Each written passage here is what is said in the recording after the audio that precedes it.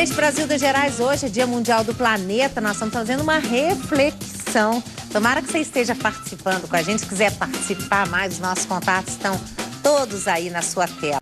Nesse último bloco, gente, vamos falar como que a gente pode, ou como fazer as pessoas, nós, né, todos, né, a percebermos que há conexão entre tudo, né, que não dá para separar as coisas, né, um animal, um tipo de vegetação, a Roberta, o Célio, não, nós vamos estar todo mundo junto nessa questão. Como é que a gente faz isso, professora? Isso é um trabalho de formiguinha, já que usamos o exemplo da formiga, ele é fantástico. Educação no nosso país hoje é muito complicado. O Zé Carlos colocou dentro das reflexões dele uma coisa muito interessante dentro dessa evolução, dessa construção, que é você partir do indivíduo para o coletivo.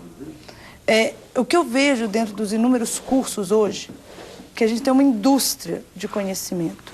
Fala-se de tecnologia, de melhoria contínua, de ISO, mas não se fala de gente.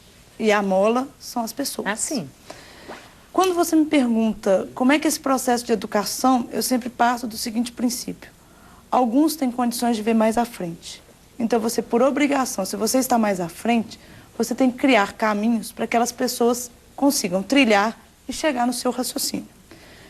Educar crianças, educar jovens ou educar adultos? Acho que a educação é única. Hoje nós temos as escolas infantis, o que às vezes talvez fique piegas, é que você quer educar uma criança que vem com uma outra cabeça já para esse planeta, da mesma forma como nós fomos educados. E a visão dessa criança é diferente. Quando você pega, no meu caso, que eu trabalho com educação universitária, as pessoas estão ali por uma opção. E você começa a refletir determinadas questões, onde não adianta você ter uma técnica, mas você precisa ter um exemplo e um comportamento, isso é fundamental. Então eu falo de gestão ambiental para um biólogo, eu falo de gestão ambiental para o geógrafo, para o economista, para o advogado. Só que nós temos que pensar que desde a década de 70 nós éramos naturalistas. Em 90 fizemos a Eco 92, uma parafernália de informação fantástica. Mudou o paradigma. O indivíduo passou de ser um mero telespectador da natureza da década de 70 e ficou inserido no contexto. Ou seja, não vá pelo caminho errado porque você vai ter reações que podem não ser do seu agrado. Mas o que nós vemos hoje, fala-se de educação para sociedades sustentáveis. Fala-se de tripé de sustentabilidade, fala-se N modismos sendo criados aí, mas ninguém pega o princípio básico, que é você mudar o indivíduo. Em que sentido? Ele não precisa perder as características e ficar repaginado num conjunto de informações que é o que o outro quer escutar dele. Mas é o que ele, enquanto pessoa, dentro das suas inúmeras formações, ele pode vir a construir. E outra coisa, as pessoas querem construir coisas grandes. Nós falamos de aquecimento do planeta.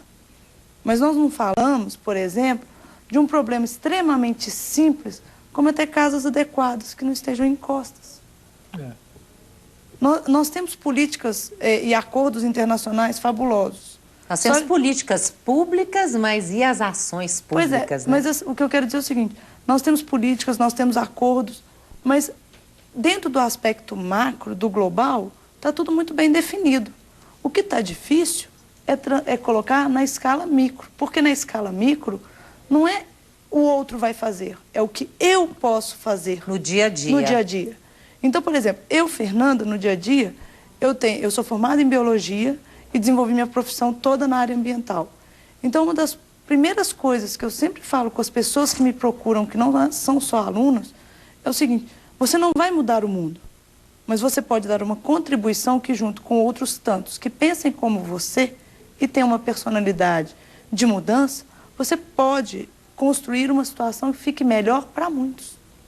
E hoje, no nosso processo de formação, principalmente a formação acadêmica, uma coisa que eu batalho muito é que as pessoas tenham esse entendimento de que existe uma ação e uma reação dentro da escala micro. E que essa ação e que essa reação na escala micro depende exatamente do que ele pauta para ele enquanto indivíduo, para ele enquanto cidadão. O que eu posso fazer? Porque nós também temos uma cultura hoje muito complicada, que é o seguinte, se deu alguma coisa errada, a culpa foi sua. Professor Célio, não é minha. Então, eu vejo que nesse Tratado de Sociedades Sustentáveis, que é muito dito por aí, tem tripés, teorias, tudo muito bacana, muito bem estruturado. Se nós não resgatarmos o indivíduo enquanto um ser que pensa e é capaz de mudar, nós não vamos chegar a tratado internacional nenhum. Por quê? Porque você vê que grandes chefes de Estado, eles agem como chefes de Estados que pensam naquele momento. Ele não está exercendo um papel de cidadão do planeta Terra que precisa tomar medidas que tenham condições de melhorar. E isso vai ter, como o professor Célio colocou, você esbarra em aspectos sociais, culturais, filosóficos, políticos, econômicos. Mas até que ponto nós vamos nos restringir a conhecer pelo conhecer e não conhecer pelo fazer? É a mesma coisa, essa coisa que você falou de sustentável, hoje tudo é sustentável, né? É um absurdo. Virou moda. Mas aí a pessoa fala uma coisa e faz outra. Aí não adianta, né? Sim, outro dia eu estava brincando. Sustentar é uma palavra que vem da questão de sobrevivência, a raiz. Se você pegar a palavra sustentar e tentar montar com ela um triângulo equilátero, você vai ter, para formar os vértices desse triângulo equilátero, o S, o E e o R. Se você for olhar, olha que coisa interessante.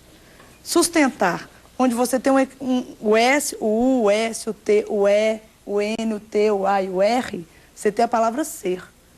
Então aí é o ser vivo, qualquer que seja ele. Então nós estamos buscando sustentabilidade, é uma forma muito moderna de você dizer o seguinte, que você está buscando sobrevivência do ser, qualquer ser, o ser humano, o ser planta, o ser bicho, o ser rocha. Ninguém especificou se ele é inanimado ou se ele estabelece relações, mas é esse ser. Então essa é a complexidade.